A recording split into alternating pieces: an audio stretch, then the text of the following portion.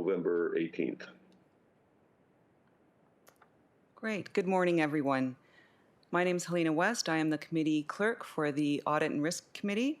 This meeting is being live streamed. In order to ensure that the meeting remains accessible to the public, the meeting will be recessed for 15 minutes in the event that the live stream is interrupted or fails.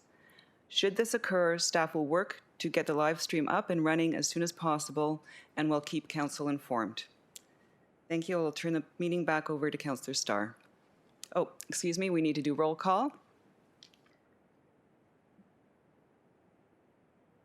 Councillor Fairhead sends his regrets. Oh, sorry, my apologies. Citizen Member Fairhead sends his regrets. Councillor Fonseca. Good morning, everyone. I'm here. Thank you. Councillor Raz. Present. Thank you. Chair Ainika.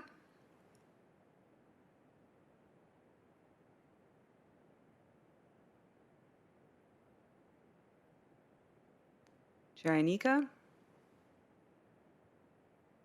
He was present. I'll come back to him. Councillor Santos sends her regrets. She's on other municipal business this morning. Councillor Sinclair. Here. Thank you. And Citizen Member Zuberi. I'm here, thank you. Thank you. And is Chair Ainika here? Can you hear us?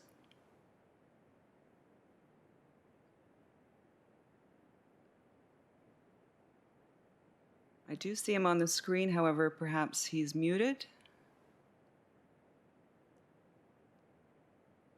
Okay, anyhow, we do have quorum, so I'll send the meeting back to Councillor Starr. Thank you.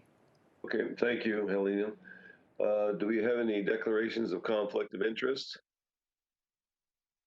Hearing none, we'll move on to the item number 3, which is the approval of the agenda.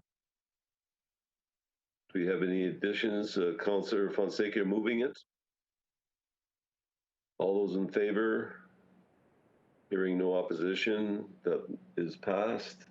And the delegations, the first delegation that we have is Trevor Ferguson, who is the audit partner from Deloitte, and we'll have a presentation, and that's relating to 5.1. So Trevor, I assume you're out there someplace? I am indeed. Good morning, Councillor Starr. Can everybody hear me okay? Yes. Great. Thank you very much, and thank you for having me at the meeting this morning. So I'm here this morning to present our audit plan for the upcoming 2021 year end. I do not have your package in front of me, so I'm not sure of particular page numbers of our audit plan. I'm happy to speak to it at a high level, and of course, I'd be willing to take questions anytime. I'm not sure if somebody wants to share it on screen, or I can just merely talk through things. Whatever's best, Councillor Starr. I'll defer to you. Councillor Starr, we do not have it prepared for the screen, so Trevor, if you don't mind just speaking to the items, that would be appreciated. Thank you. No problem. Thank you very much. So a few things that I'll speak to with respect to our audit plan for the coming year. First of all, there have been no changes in accounting or audit standards that are impacting our audit for the coming year. I can tell you I've had some great meetings with Gary talking about the upcoming audit and changes that are going on at the region, lots of exciting changes that we're excited about to hear about, of course. With respect to our audit plan itself, a few things that I will go through. Number one, we already have a master service agreement signed with you. So there's no need to get an additional agreement or any changes signed whatsoever. With respect to our audit risks, they largely remained unchanged from last year. So there are a number of things that we'll look at as part of our audit process.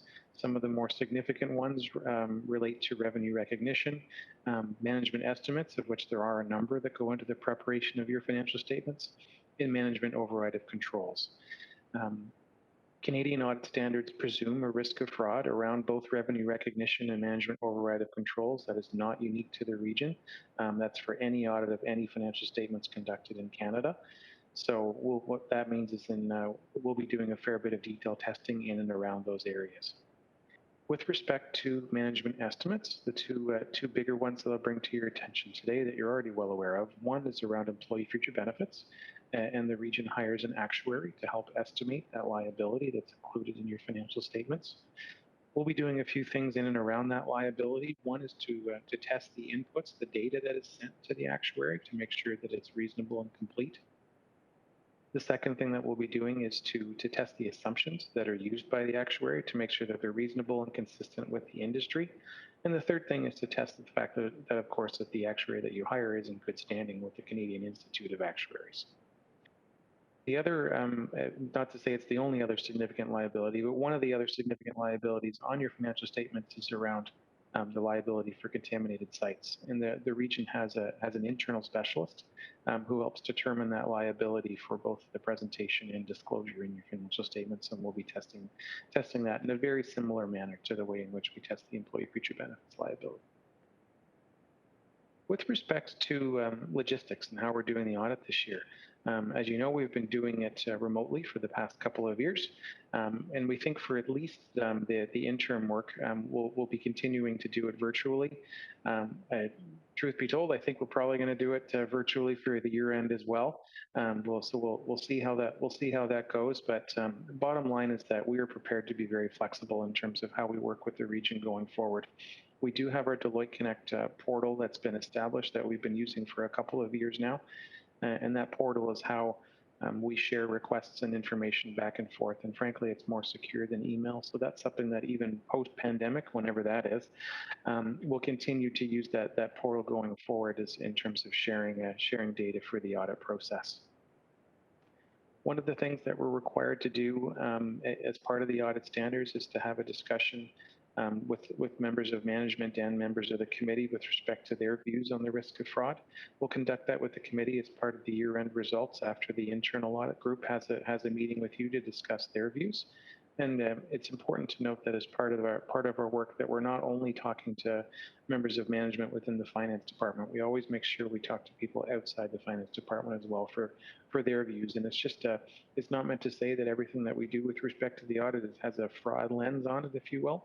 But it is a requirement under the audit standards for us to consider that as part of our audit of your financial statements. Our package goes on to include a copy of our audit approach that we're required to share with you. I've said this joke before, but I'll say it again. For any of you who are having trouble sleeping tonight, pull out Appendix 1, have a look at the audit approach, and you won't make it to the end. I guarantee you'll fall asleep. That said, of course, I'm happy to take any questions whatsoever.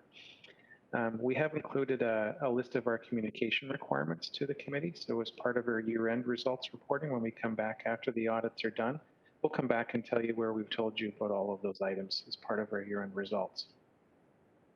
Now, I know I said that there are no accounting changes impacting the 2021 statements, and that's true. There are some rather significant changes in accounting standards that are coming down, and they're coming reasonably soon. They'll be impacting your December 2023 year end. And that's the adoption of an asset retirement obligation standard and some new standards around financial instruments, including putting a fair value on the investments of the region on your financial statements and taking a look at an inventory of whether any derivatives exist that perhaps might need to be accounted for and disclosed and presented in your financial statements. So management is working on that. Again, there's still a couple of years until those need to be implemented, so we've got some time.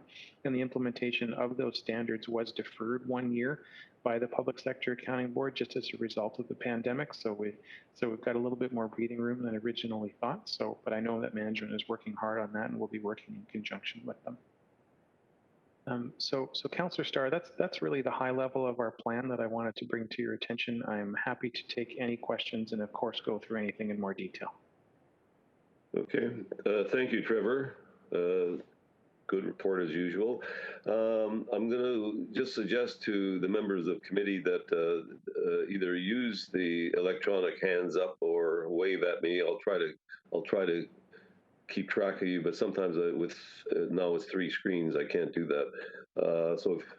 Are there any questions from any of the members or comments? Seeing none. I see Commissioner Kent. Thank you, Mr. Chair. Just to add to what Trevor says, I'd just like to give a thanks to Stephanie Nagel. Last year's audit was a difficult one to go through, so we've learned a lot from that.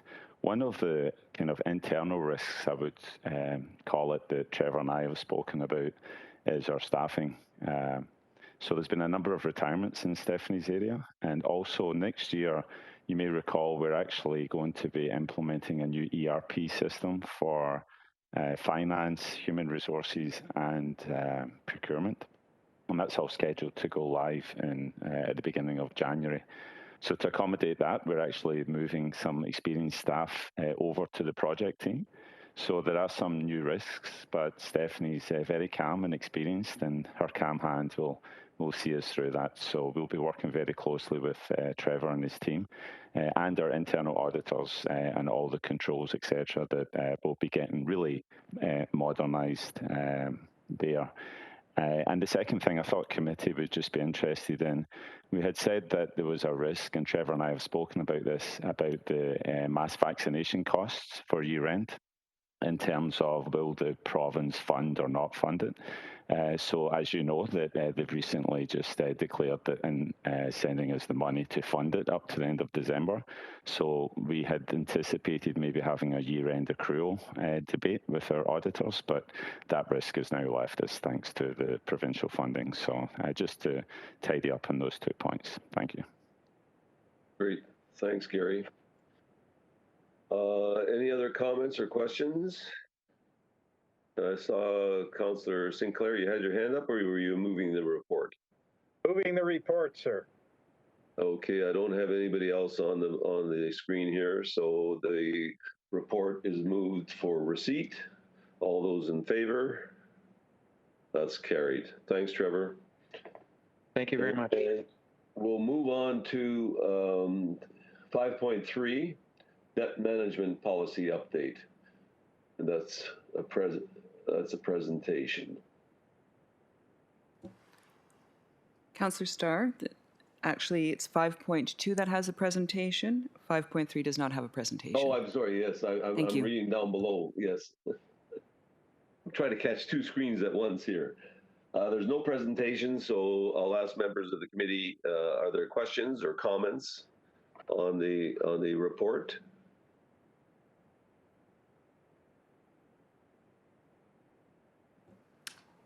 I believe Councillor Raz would like to speak. Councillor Raz. Thank you very much, Mr. Chair. Just a question regarding the report. What account does the $1.2 million surplus go to?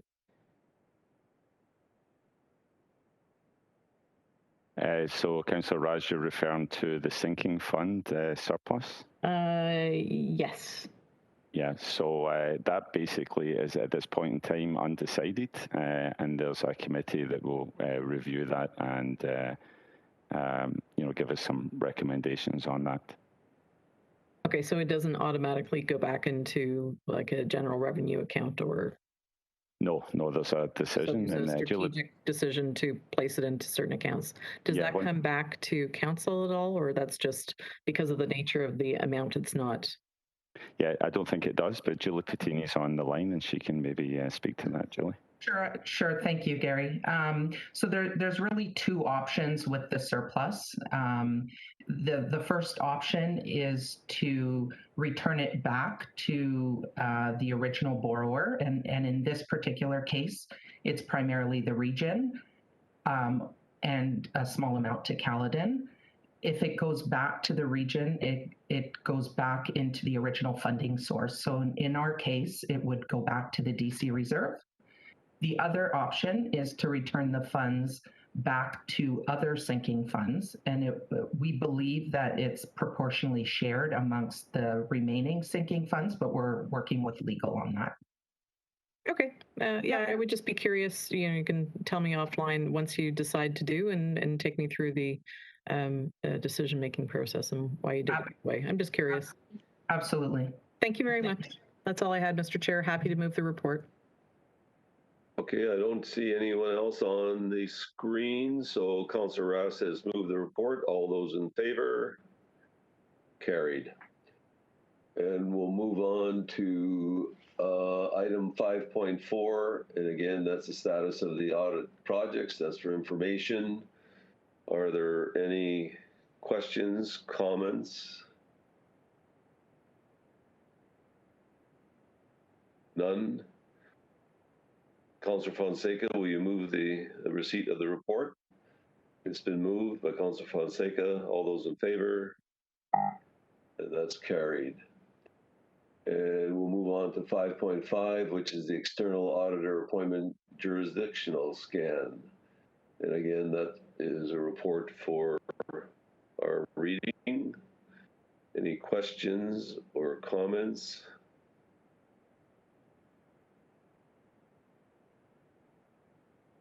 Seeing none, we'll go to, I was going to say Councillor, to our outside member, Mrs. Zuberi. Will you move the report?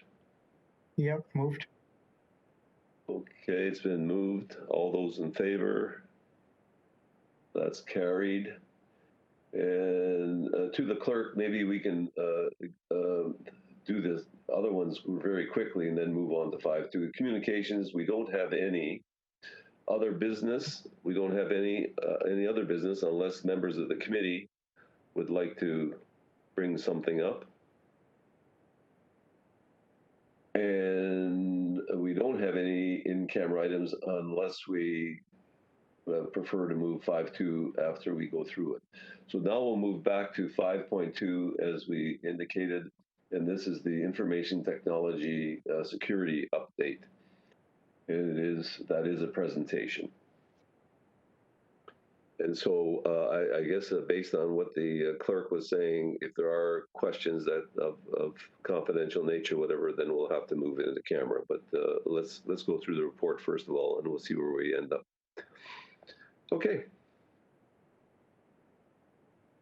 Thank you, Councillor Ron.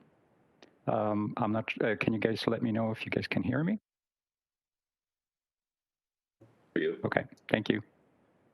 My name is Arthur McCulloch, and I'm the IT security advisor at the Region of Peel.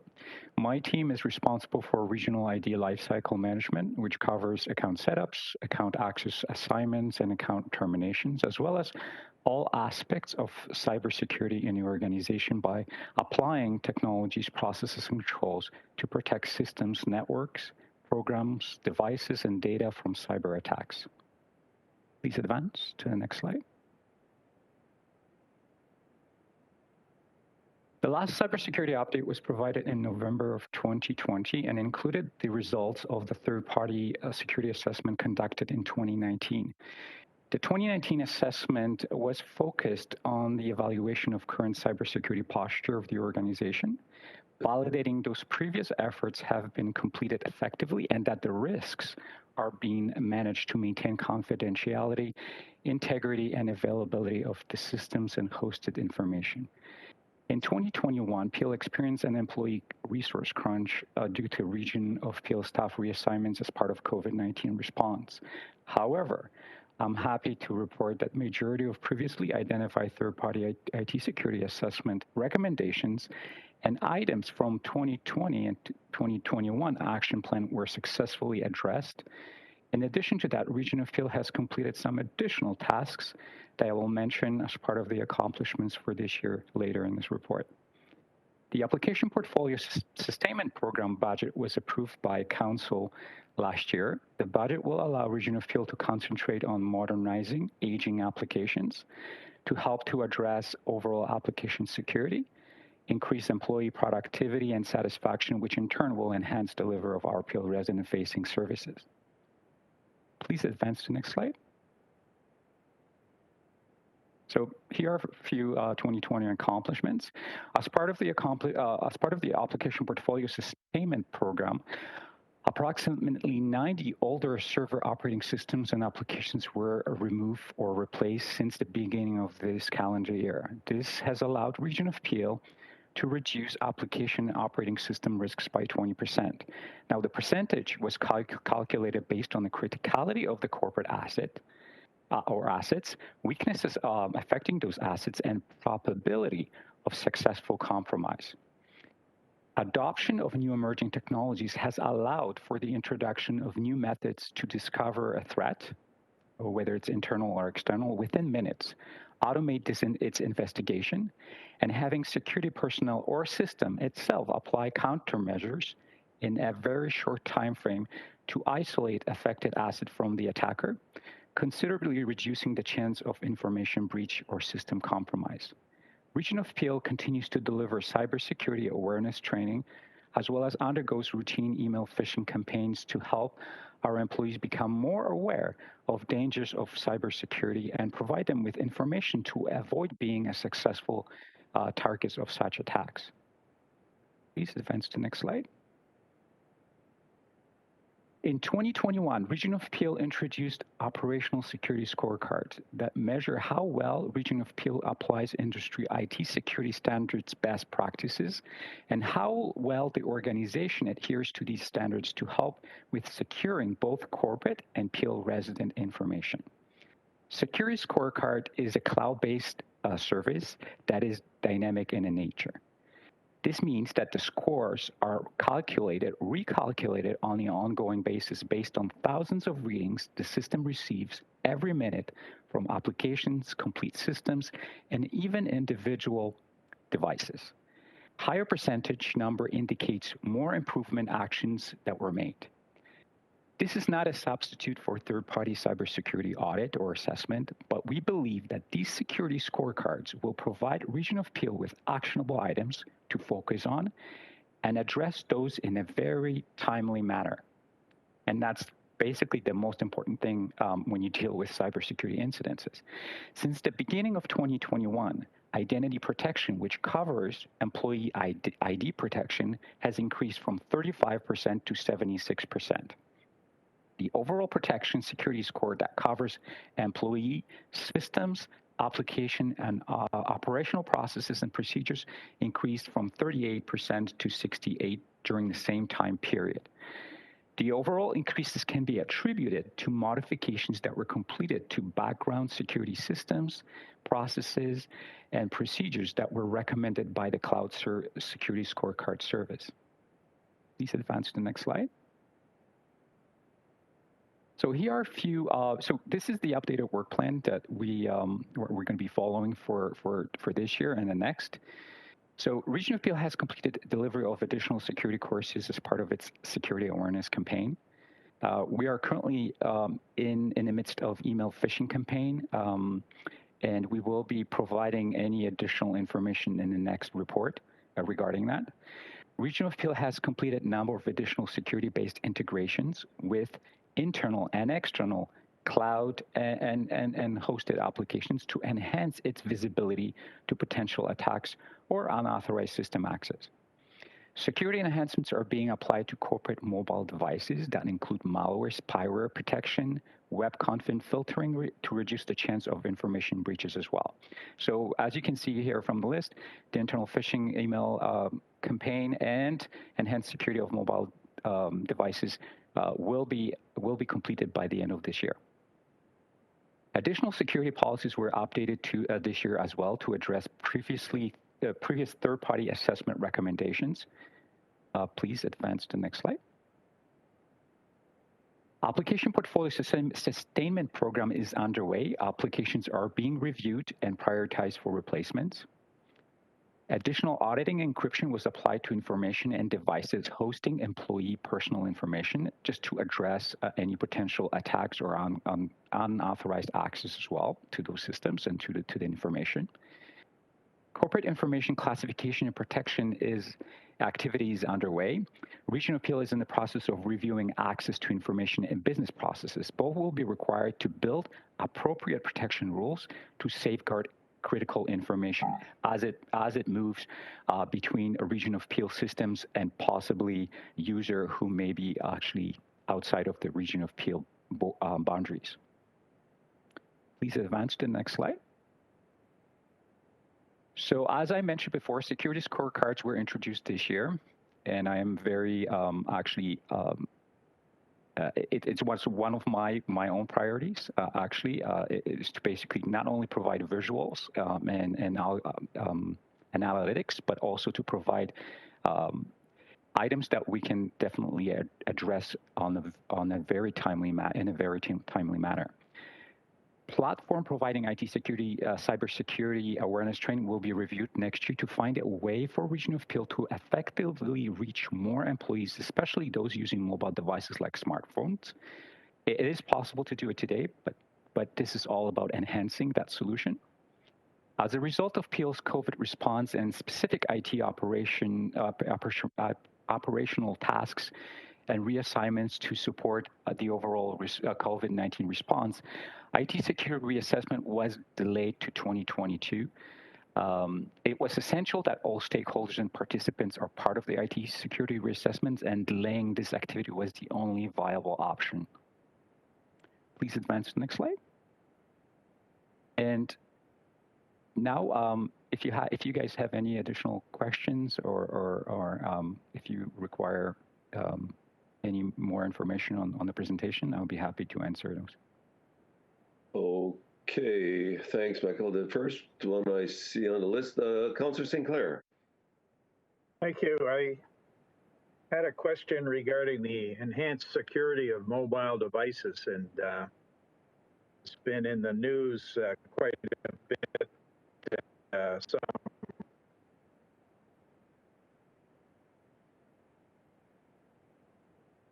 private firm Councillor Sinclair, you're breaking up. developing some hacking.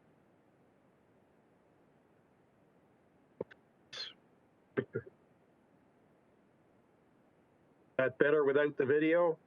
Yeah, now we can hear you.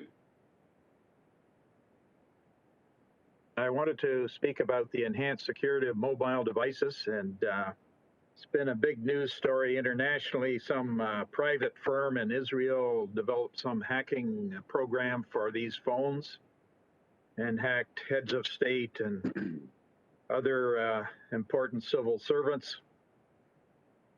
So that's a big issue for us, I think, and I wondered if your enhancements for security would deal with those very sophisticated hacking programs. That's the first question. Okay.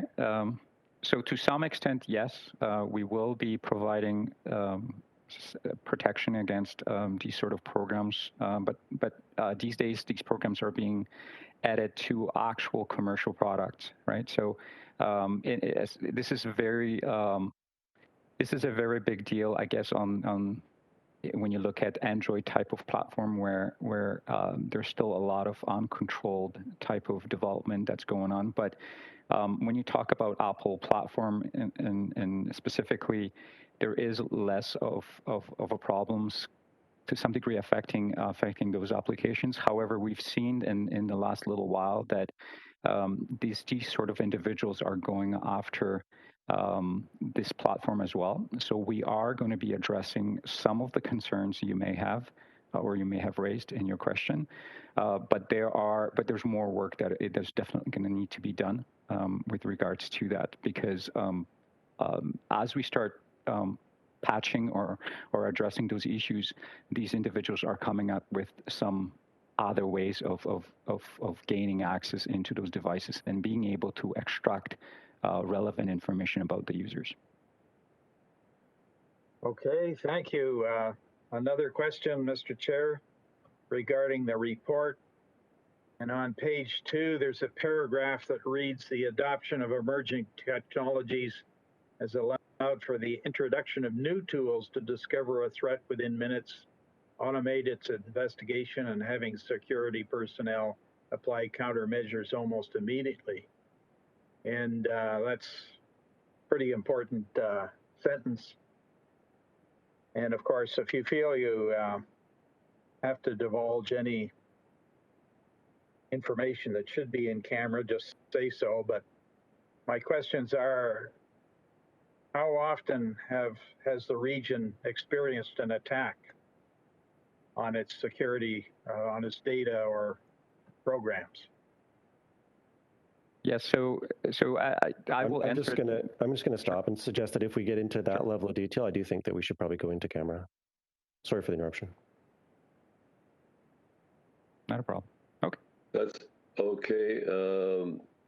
Then, Councillor Sinclair, would you like to, maybe the clerk can help me, can we just have a motion as we're speaking to move into camera? Yes, Councillor Starr. I'd like to just read out a script regarding closed session, and then we can have the motion to move in camera. Thank you. Thank you. Before we move into closed session, please note that you will not have a video option during in camera. The screen is locked with the closed session logo. As per the rules of electronic participation, each of you must declare that you will adhere to confidentiality standards as outlined in the Regional Council Code of Conduct, which provides, no member shall disclose the content of any such matter or the substance of deliberations of the in-camera meeting until Council discusses the information at a meeting that is open to the public or releases the information to the public. If you cannot make the stated declaration or appropriate arrangements so that any other persons cannot see or hear any of the confidential deliberations taking place, please withdraw from the meeting until we have moved back into open session. Members who leave the meeting during an in-camera session and attempt to connect back via the dial-in option will be required to send an email to council@peelregion.ca indicating their request to rejoin the meeting. We will temporarily pause the in-camera session and unlock the room to allow you to join. You will be required to identify yourself joining the meeting. We can now have a motion to move into closed session. So move, Sinclair.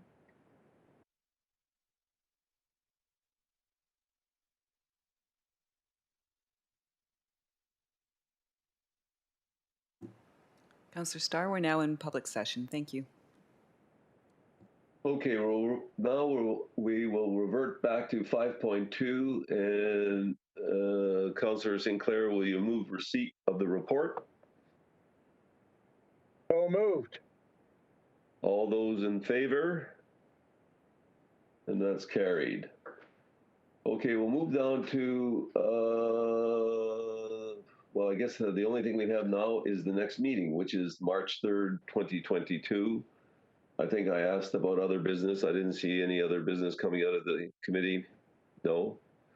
So the next meeting is March 3rd, 2022. And move adjournment, Councillor Fonseca. All those in favor, carried. Thanks very much and have a great week.